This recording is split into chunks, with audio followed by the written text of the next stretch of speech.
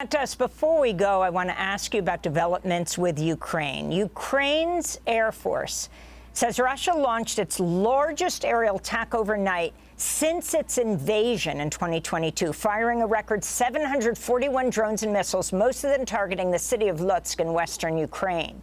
The barrage prompted Poland to activate its air defenses and scramble fighter jets. Russia's attack came after President Trump Tuesday sharply criticized Russian President Vladimir Putin, his latest in a series of U-turns on Ukraine policy. We get a lot of bullshit thrown at us by Putin, for you want to know the truth.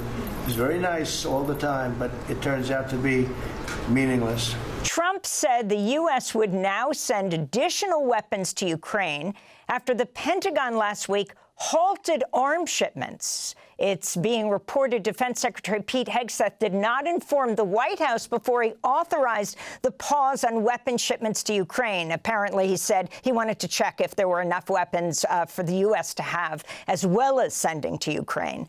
All of this comes as the First International Court has found Moscow responsible for human rights abuses in Ukraine. Judges at the European Court of Human Rights in Strasbourg delivered 2 rulings against Russia today. In the first ruling, it found Russia violated international law during the conflict in Ukraine. It also ruled Russia was being behind the downing of Malaysia Airlines Flight 17 in 2014, which killed 298 people. Matt Duss, your former foreign policy advisor to Senator Bernie Sanders, you're vice president of the Center for International Policy. Explain what's going on here right now and the significance of Trump's turnaround when it comes to Putin.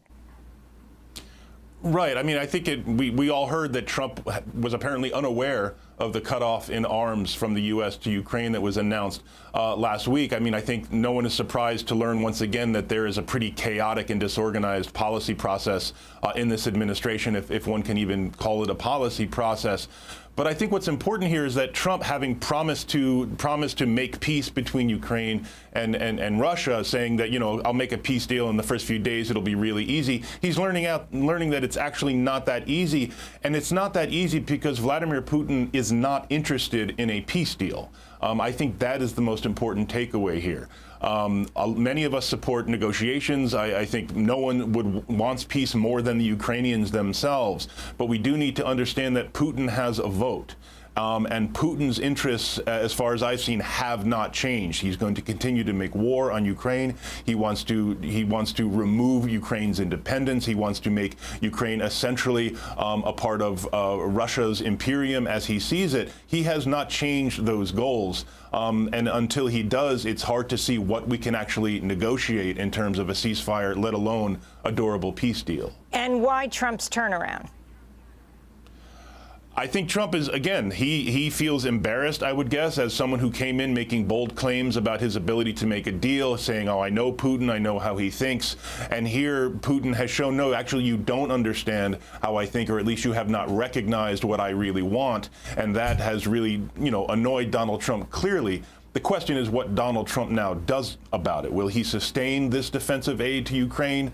Will he work more closely with other allies in Europe to up the pressure? Will he work with others in the global community to put pressure on Putin to get to a real negotiation? But given the way he's operated thus far, alienating allies, alienating others in the global south who might serve a brokering role here, it's hard for me to see how he could actually stand up a real and credible peace process.